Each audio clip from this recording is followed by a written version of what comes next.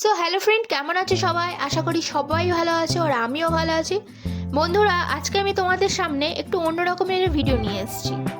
এই ভিডিওতে আছে প্রকৃতির পাশাপাশি আছে ইতিহাসের গন্ধ, যা তোমাদের সকলের মন ছুঁয়ে যাবে। তার সাথে সাথে আমাদেরও গিয়েছে। আমরা আছি ভারতের বিহারের নালন্দা জেলার একটি ছোট্ট শহর রাজগীর। প্রাচীনে মগধ রাজ্যের প্রথম রাজধানী ছিল এটি। পরবর্তীকালে মৌর্য সাম্রাজ্য পরিণত হয়েছিল এই রাজগীরে। রাজগীর ও বোধগয়া আমরা দুটোই দেখেছিলাম। আর এখানে সাইট সিন, থাকা, খাওয়া দাওয়া, সমস্ত খুঁটিনাটি তথ্য এই ভিডিওর মাধ্যমে আমরা তোমাদের কাছে তুলে ধরবো বন্ধুরা। তো ভিডিওটা পুরোটা দেখো, স্কিপ করো না। এখন এত কিছু বলছি, তোমাদের মাথায় একটাই প্রশ্ন ঘুরছে যে আমরা গেলাম কিভাবে। তো ভিডিওটার মধ্যে আমরা কিভাবে গিয়েছি সেটাও তোমাদেরকে দেখাবো। তো ভিডিওটা দেখো। আমরা কোথা থেকে শুরু করেছি যাত্রাটা শুরু করেছি আমাদের বাড়ি থেকে। তো বাড়ি থেকে আমরা হাওড়ার জন্য রওনা দিয়ে দিলাম। তো হাওড়া থেকে আমাদের ট্রেন ছিল RJBP, যেটি জম্বুতে গিয়ে নামবে। আর আমরা তার মাঝখানে নেমে যাবো বখতিয়ারপুরে, কারণ বখতিয়ারপুর থেকে আমরা যাব রাজগীরে। রাজগীর থেকে তারপরে যাব বোধগয়া। আর ট্রেন ছাড়ার টাইম ছিল রাত 8:35। আর ভোরবেলায় গিয়ে নামাবে, মানে 4:35 ছিল বখতিয়ারপুর। তো 4:35 বখতিয়ারপুরেই আমরা নেমেছি। ভীষণ ঠান্ডা ছিল, তাই সাথে লাগেজগুলো নিয়ে হাঁটতে কষ্ট হচ্ছিল। সেই কারণে একটা কুলি নিয়ে নিলাম। তোমরা চাইলে নাও নিতে পারো। আর গাড়ি আগে থেকে এই দাদার নাম্বারটা নিয়ে আমরা বুকিং করে রেখেছিলাম। তো হোটেলটাও আমরা আগে থেকে অনলাইনে বুকিং করে রেখে দিয়েছি। এখন সেই হোটেলের উদ্দেশ্যে যাব রাজগীরে। তো রাজগীরে আমরা যেই হোটেলে গিয়েছিলাম সেই হোটেলের নাম্বার তোমরা স্ক্রিনে দেখতে পাচ্ছ। আমরা গিয়েছিলাম হোটেল বিজয় নিকেতনে। হোটেলের সুবিধাটা হলো বন্ধুরা, এখানে নিচে রেস্টুরেন্ট আছে। আর সব থেকে বড় কথা, খুব পরিষ্কার পরিচ্ছন্ন, সেটা টয়লেট থেকে রুম। যেটা আমাদের সব থেকে আগে, মানে মহিলাদের যেটা মেন ক্রাইটেরিয়া থাকে যে টয়লেটটা যেন পরিষ্কার থাকে, এটা খুবই পরিষ্কার ছিল। আর রেস্টুরেন্টটা সকাল 7টা থেকে রাত 12টা পর্যন্ত চালু আছে। এটাও খুব ভালো সুবিধা আছে, কোথাও গিয়ে তোমাদের খাওয়া দাওয়ার জন্য খোঁজ করতে হবে না। তারপরে আমরা ব্রেকফাস্ট সেরে সাইট সিনের জন্য বেরিয়ে গেছি। দেখতেই পাচ্ছ, প্রথমে গিয়েছিলাম ব্রহ্মকুণ্ড, যেখানে গরম জল বেরোয়। সেটা আমাদের ওয়েস্ট বেঙ্গলে বক্রেশ্বরের মতনই খানিকটা, যেখানে স্নান করলে নাকি হাঁটু ব্যথা, কোমরে ব্যথা কমে যায়। তো আমরা ওখানে করিনি স্নান, যেহেতু আমরা বক্রেশ্বরে এখানে মানে স্নান করা আছে, সেই কারণে আমি করিনি। তো জিনিসগুলো তো দেখতে হবে, জায়গাগুলো খুবই সুন্দর, তো আমাদেরও খুব ভালো লেগেছে। তো সাইট সিনের মধ্যে এটা প্রথমেই আমরা আগে ব্রহ্মকুণ্ডটা দেখে নিলাম।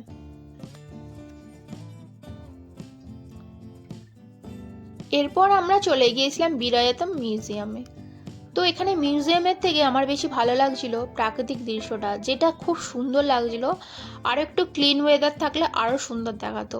প্রাকৃতিক সৌন্দর্যের পাশাপাশি ছিল ফুলের বাগান, যেখানে ছিল গোলাপ ফুলের বাগান, শুধুমাত্র গোলাপ ফুল, গোলাপ ফুল আর গোলাপ ফুল।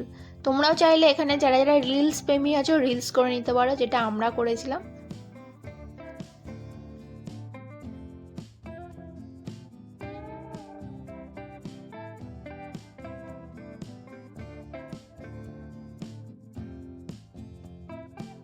এরপর আমরা চলে গেলাম জাপানি টেম্পল। তো জাপানি টেম্পল এরকম অনেকগুলো আছে, তার মধ্যে এটা একটা আমরা দেখলাম।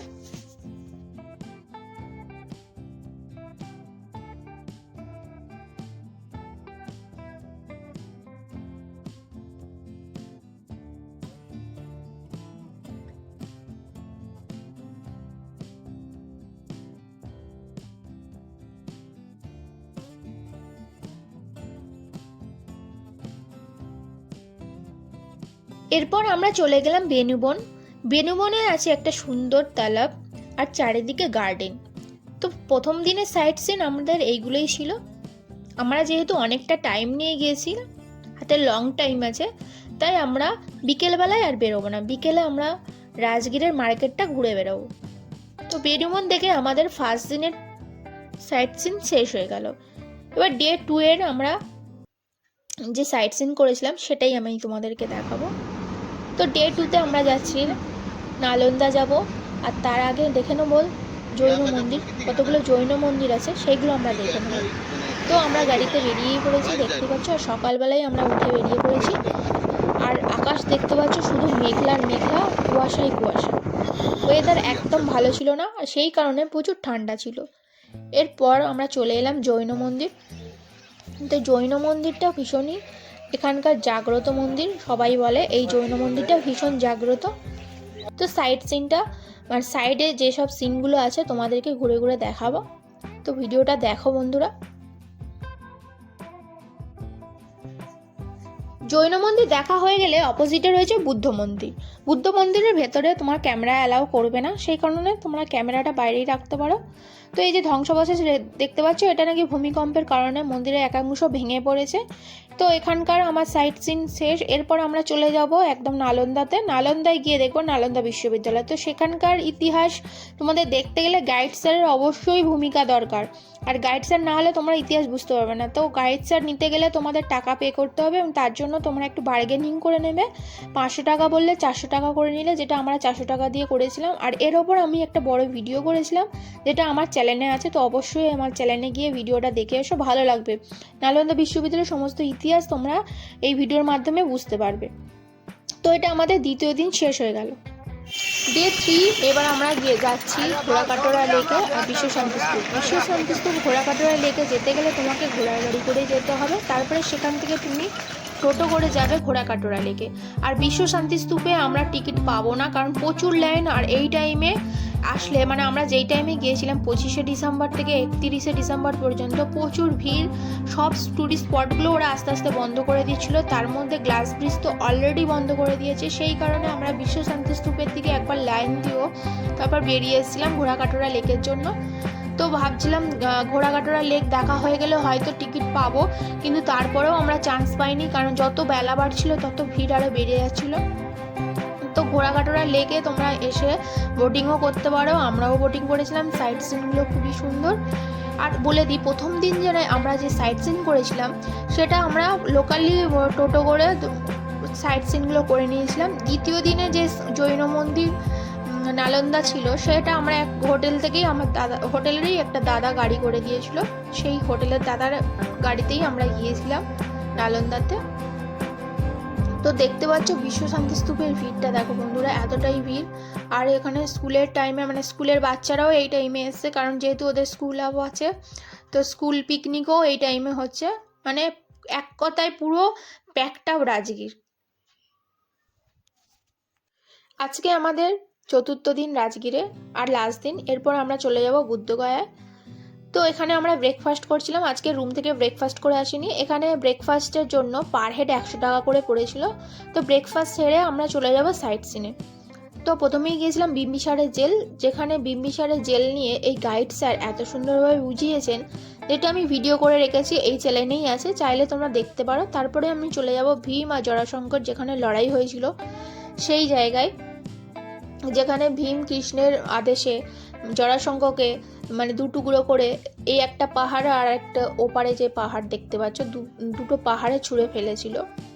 সেটা মানে একটা কথায় যেটা বুঝেছি, প্রাকৃতিক দৃশ্য শুধু যে এত সুন্দর এটা বলা যাবে না, তার সঙ্গে কিন্তু বলতে হবে ইতিহাসও খুব সুন্দর। যে সুন্দর সুন্দর ইতিহাস এর মধ্যে রয়েছে। যারা যারা ইতিহাস ভালোবাসো, সত্যি কথা বলতে কি ইতিহাস আমি ভালোবাসতাম না, কিন্তু বিহার রাজগীরে গিয়ে আমি এত ভালো ইতিহাস সম্বন্ধে বুঝতে পারছি আর ইতিহাস জানতে পারছি, যেন মনে হচ্ছে সেই ছোটোবেলাকার 8-9-এর ইতিহাস গিয়ে পড়ি। এরপর আমি চলে এলাম মহাভারতের, যেখানে রথের চাকা, কৃষ্ণের রথের চাকা গেঁথে গিয়েছিল সেই জায়গায়। সত্যি ভাবলে কি অবাক লাগে না, যে সত্যিই কি এটা হয়েছিল, না এগুলো তৈরি মানুষের। বিহারের রাজগীরে আমাদের সাইট সিন সমস্ত শেষ। তো সন্ধেবেলায় রুমে বসে না থেকে আমরা চলে এসেছিলাম নলাক্ষ মন্দির, যেটা তোমরা হেঁটে 15 মিনিট পথে চলে আসতে পারো, বা একটা টোটো করেও চলে আসতে পারো। ডে 5 আজকে আমরা চলে যাচ্ছি বুদ্ধগয়ায়, আর এই দাদাটার গাড়ি করেই আমরা যাব বুদ্ধগয়ায়। আর বুদ্ধগয়ায় যাওয়ার আগে আমরা দেখে নেব জু সাফারি। জু সাফারি দেখার টিকিটটা ভাগ্যচক্রে পেয়ে গিয়েছিলাম, কিন্তু গ্লাস ব্রিজের টিকিট পাইনি, যেহেতু বললাম আমরা একদম সিজনে এসেছি, তো সমস্ত ট্যুরিস্ট স্পটগুলোই বন্ধ করে দিচ্ছিলো। এটাও ভেবেছিলাম পাবো না, কিন্তু পেয়ে গেছি, ভাগ্য ভালো ছিল। তো দেখা যাক কী কী পাওয়া যায় দেখতে। আর সবথেকে বড় কথা, এতটাই ঠান্ডা ছিল আর সাফারিটার টাইমটাও খুব তাড়াতাড়ি ছিল, 8টা থেকে 9টার মধ্যে, আর 8:30টার মধ্যেই বাস ছেড়ে দিয়েছে। সেই কারণে আমরা অধিকাংশই জন্তু দেখতে পাইনি।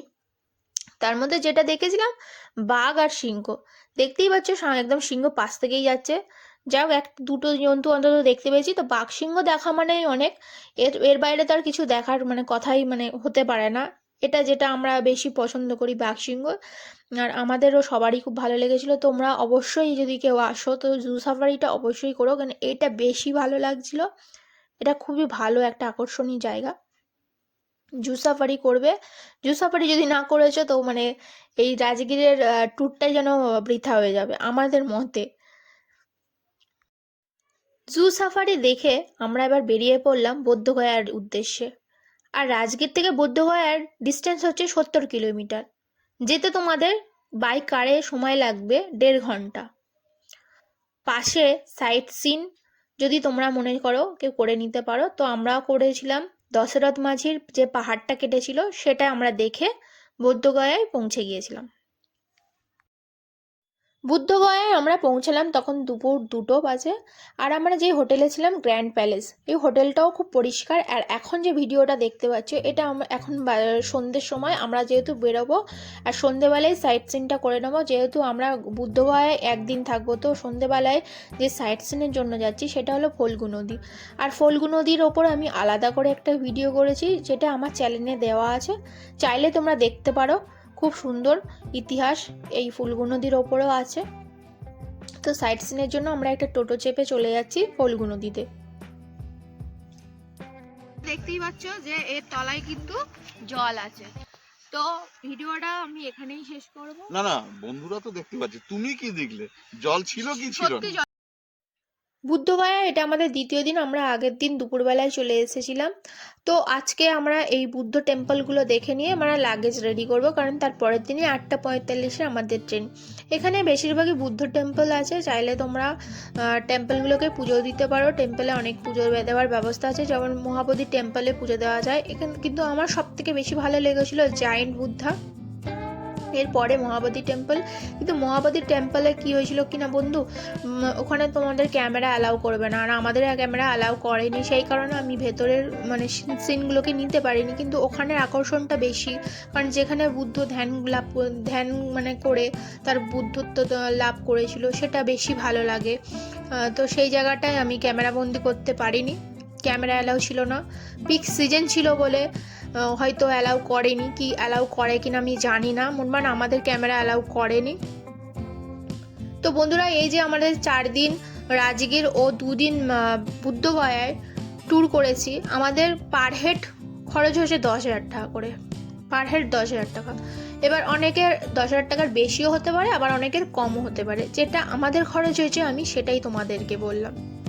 আর আরেকটা জিনিস হয়েছিল, যেহেতু আমরা একদম খুব ঠান্ডা, 25শে ডিসেম্বর খুবই ঠান্ডা থাকে ওই টাইমে বিহারে, তো ফগও বেশি থাকে। সেই কারণে আমাদের ট্রেন 8:45 ছিল, কিন্তু এসেছিল আমাদের বিকেল 4:10-এ, 8 ঘন্টা লেট করেছিল। শুধুমাত্র ফগের কারণে ট্রেন ভীষণ লেট করেছিল। 8 ঘন্টা লেটের জন্য আমাদের পুরো জার্নিটাকেই নষ্ট করে দিয়েছে। কিন্তু পুরো ট্যুরটাই আমরা খুব ভালোভাবে ঘুরেছি, ভালোভাবে আনন্দ করেছি, এনজয় করেছি, সাইট সিন করেছি, যা যা দেখতে চেয়েছিলাম সেইগুলোই আমরা দেখেছি। কিন্তু লাস্ট যেই আমাদের 8 ঘন্টা ট্রেন লেট করে দিয়েছিল, এতেই আমাদের মনটা খারাপ হয়েছিল।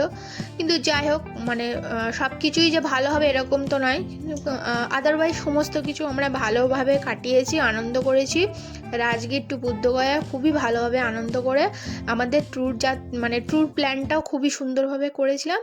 তো আমাদের বেড়াতে যাওয়া বলো, সে সবই এখানেই শেষ করলাম। স্টেশনেই দেখতে পাচ্ছ আমরা দাঁড়িয়ে আছি, চোখ মুখের অবস্থা ভীষণই খারাপ, কখন ট্রেন আসবে সেই অপেক্ষায়। তো আমি আর ভিডিওটা এখানেই আর বাড়ালাম না, এখানেই শেষ করে দিলাম। যদি ভালো লেগে থাকে চ্যানেলটাকে সাবস্ক্রাইব করে দিও, লাইক করো, শেয়ার করো, কমেন্ট করো। আর অবশ্যই তোমরা পাশে থেকো বন্ধুরা।